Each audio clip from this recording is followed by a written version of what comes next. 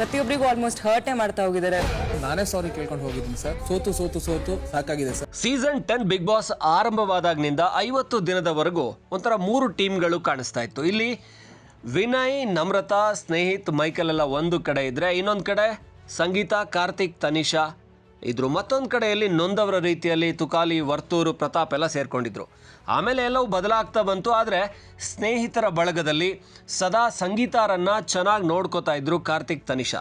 ಸಂಗೀತ ಮಾತ್ರ ಪದೇ ಪದೇ ಇವರ ಮುಂದೆ ದೂರುಗಳನ್ನು ಹೇಳೋರು, ಇವ್ರ ಬಗ್ಗೆ ಬೇಜಾರು ಮಾಡ್ಕೊಳ್ಳೋರು, ಕಣ್ಣೀರು ಹಾಕೋರು, ಕೊನೆಗೆ ಸಾರಿ ಕೇಳಿದ್ರು ಕೂಡ ಅದನ್ನು ಒಪ್ಕೋತಾ ಇರಲಿಲ್ಲ. ಇದನ್ನು ಎಪಿಸೋಡ್ 1ನಿಂದ ನೋಡ್ಕೊಂಬಂದವ್ರಿಗೆ ಗೊತ್ತಿರುತ್ತೆ. ಹೀಗಿರೋವಾಗ ಕೊನೆಗೆ ಸಂಗೀತ ಸ್ಟ್ರಾಂಗ್ ಆಗ್ತಾ ಬಂದರು. ಕಾರ್ತಿಕ್, ತನಿಷಾ ಇಬ್ಬರು ಒಟ್ಟಾಗಿದ್ರು. ನಂತರ ಅವರಲ್ಲೂ ಕೂಡ ಒಂದಷ್ಟು ಡಿವಿಷನ್ಸ್ ಆಯಿತು. ಪ್ರತಾಪ್ ಬಂದರು, ಹಾಗೆ ಪ್ರತಾಪ್ ಹೋದರು, ಸಂಗೀತ ಜೊತೆ ದೂರ ಆದರು, ಸೇರಿಕೊಂಡ್ರು. ಇದೆಲ್ಲ ಆಗ್ತಾ ಇರುವಾಗ ಸಂಗೀತ ಮಾತ್ರ ತುಂಬ ನೀಟಾಗಿ ತಾನು ಎಷ್ಟು ಅಗ್ರೆಸಿವ್ ಆಗಿದ್ನೋ ಅದನ್ನು ಹೆಚ್ಚಿಸ್ಕೊಳ್ತಾ, ಎಲ್ಲರ ಮೇಲೂ ಕೂಗಾಡ್ತಾ, ಅವ್ರಿಗೆ ಬೇಜಾರಾದರೆ ಹೋಗಿ ಅಳ್ತಾ ಕೂತ್ಕೊಳ್ತಾ ಹೆಚ್ಚಿನ ಸ್ಪೇಸನ್ನು ಗಿಟ್ಸ್ಕೊಂಡ ಮೇಲೆ ಈಗ ಅವರು ಫಿನಾಲೆಗೆ ಹೋಗಿ ಕೂತ್ಕೊಂಡಿದ್ದಾರೆ. ಆದರೆ ತನಗೆ ಯಾರ್ಯಾರೆಲ್ಲ ಸ್ಟ್ರಾಂಗ್ ಅನ್ನಿಸ್ತಾರೋ ಅವ್ರನ್ನ ತುಳಿಯೋ ಪ್ರಯತ್ನನ ಮಾಡ್ತಾನೆ ಬರ್ತಾ ಇದ್ದಾರೆ. ಅದು ಸಹಜವಾಗಿಯೇ ಸ್ಟ್ರಾಟಜಿ ಮಾಡಲೇಬೇಕು. ಆದರೆ ಇಲ್ಲಿ ಕಾರ್ತಿಕ್ ತುಂಬ ಡೀಸೆಂಟಾಗಿ ಆಡ್ಕೊಂಡು ಬರ್ತಾಯಿದ್ರು.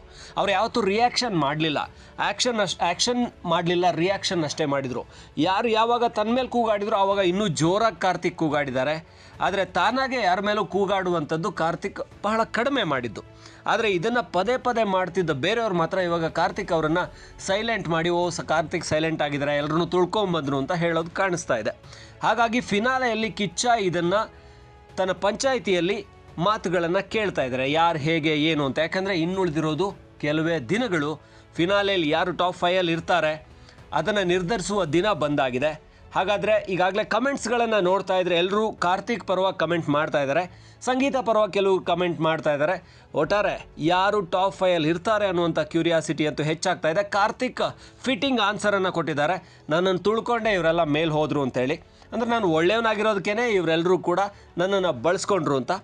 ಅದು ನೋಡಿರೋರಿಗೆ ಗೊತ್ತಿರುತ್ತೆ ಅವರವರ ದೃಷ್ಟಿಕೋನದಲ್ಲಿ. ಸದ್ಯಕ್ಕೆ ಫಿನಾಲೆಗೆ ಯಾರೋ ಅನ್ನೋ ಕ್ಯೂರಿಯಾಸಿಟಿ ಅಂತೂ ಎಲ್ರಿಗೂ ಇದೆ.